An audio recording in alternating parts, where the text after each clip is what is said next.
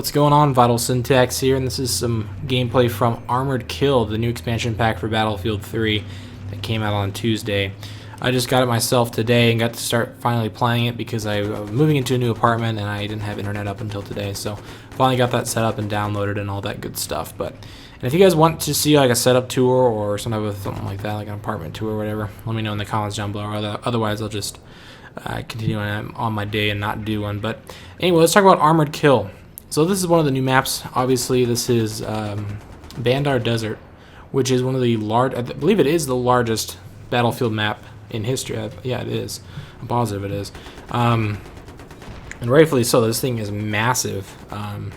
It feels like each flag is like a map in and of itself.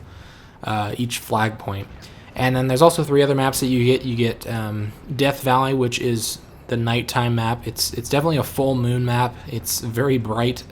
I kind of wish that they would have had a much darker nighttime map that had more emphasis on night vision and flashlights and things like that. But regardless, it is a pretty cool map in and of itself. But once again, it's very, very bright for being a night map.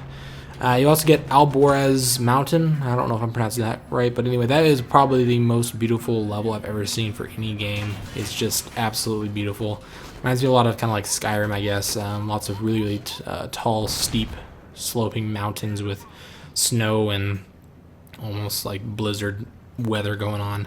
And I'll probably have to do a video on that pretty soon. There's lots of ice and lakes and stuff like that. It's just absolutely beautiful. It looks like something out of like northern Canada or something like that. And then you also have Armored Shield, which is the map that kind of looks like Caspian Border. Kind of reminds me of Caspian Border.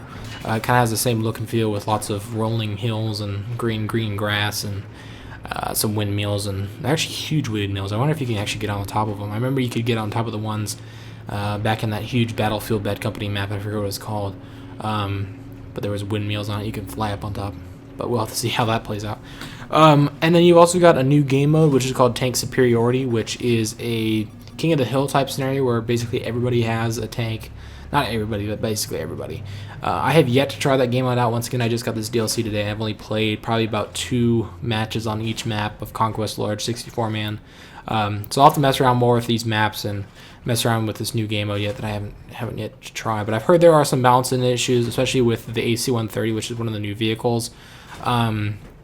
It's on rails. I think most people know that by now, but I'll just go over some of the basics. You have the AC-130. It's basically on rail, which goes all the way around the map over and over and over. And you can actually shoot missiles and explosives down from there. And then you can also have like a anti-jet type of machine gun off the side of it. And enemy jets are obviously going to be trying to take you down. But from what I've heard, the AC-130 is a little bit overpowered. It kind of debalances the map.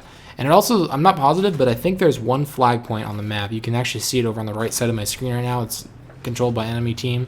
And it has a little AC-130 icon next to it. I guess I haven't actually flown the AC-130. I've been in the gunner seat, but I haven't flown one, or not flown one, but I haven't like spawned it myself. I believe once you capture the flag, that point there might be a terminal or something you can hop into. I haven't yet to figure out. I tried to figure it out. Like I captured the point and I was trying to find like a terminal or something that I could jump into into the AC-130, or maybe you just have to capture the flag and then somebody who's dead can spawn into it. I don't know. If you know how to do it, then let me know, because I'd really like to try that thing out a little bit more. But you can also parachute out of it if you just spawn on it and the slots are full. You can parachute down from wherever it's at, which is actually pretty helpful if you're playing as a sniper or recon. And these maps are definitely awesome for playing recon, especially that Alborez Mountain. I was having a lot of fun doing, sniping people that are trying to get flags, and a lot of counter sniping as well, because there's a lot of people that like to get up on the tip tops of the mountains and stuff. And really, the only 2 viable options I think for kits are the support kit, or not the support kit, the sniper kit, recon kit, and the engineer, because I can't really see it plausible getting C4 on tanks when these maps are so large. I mean, you can see them coming from a mile away. I was trying to C4 a couple vehicles earlier on when I was playing on Armored Shield, and it's just very difficult to use C4 on vehicles. And really, there's very little. I mean, it's basically the same as playing on any other large map. If you've played on like Caspian Border or like Operation Firestorm, it's just a little bit larger scale. So there's very little infantry combat.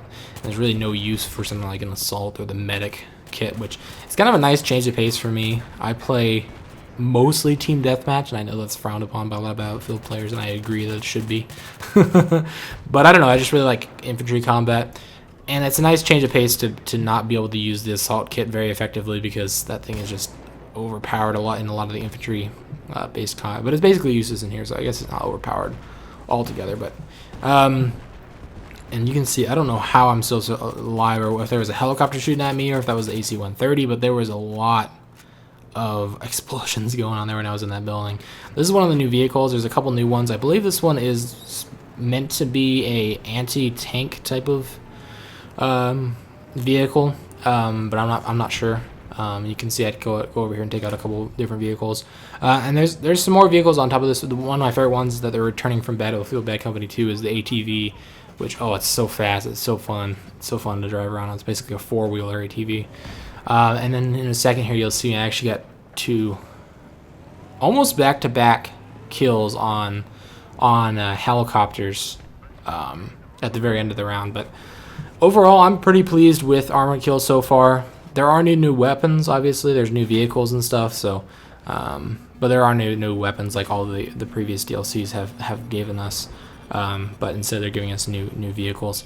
And so far, I'm really liking it. One of the things that I noticed that was kind of buggy is it seems like they did a poor job of the rocks and the physics of them. There's a lot of rocks, especially on this map and Alvarez Mountain, where you can't get on top of them. It's weird. Like, you try and vault on top of a rock, and it's like there's a barrier there. So I don't know if they did like the terrain collision properly, but it seems like there's some weird rocks and stuff like that, and that was getting kind of annoying. Not that it really matters too much. I mean, you're not really vaulting over rocks all the time. But regardless, anyway, I hope you guys enjoyed the video. I'll let you guys finish it out with these 2 nice helicopter kills, and I'll see you later. Bye.